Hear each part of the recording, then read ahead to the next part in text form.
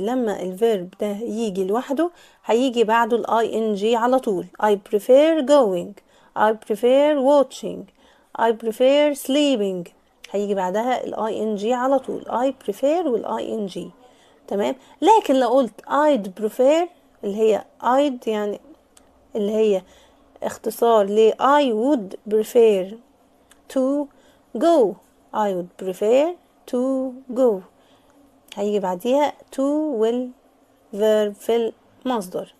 to والverb في المصدر، لما في would قبل prefer، اعتقد ان انا قلت الكلام ده كان في تقريبا lesson 1 او 2. لما يجي would قبل prefer هنحط to والمصدر، لكن prefer لوحدها يبقى الverb فيه ing. ركزوا معايا يا جماعة، prefer لوحدها الفيرب فيه ing، would prefer يبقى to والمصدر، would prefer يبقى to والمصدر. I'd prefer to go somewhere out